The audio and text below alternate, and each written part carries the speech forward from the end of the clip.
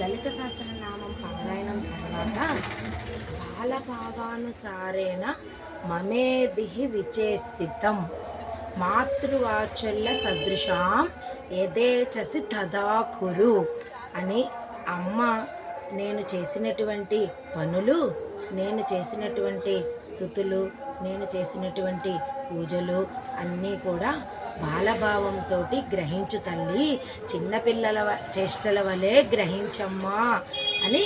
అలాగే మాతృవాత్సల్యం సదృశాం యథేచ్ఛసి తదా కురు అంటే మాతృవాత్సల్యం అంటే కన్నబిడ్డల మీద తల్లికి ఉండేటువంటి అనుగ్రహంలాగా మాతృవాత్సల్యంతో గ్రహించమ్మా.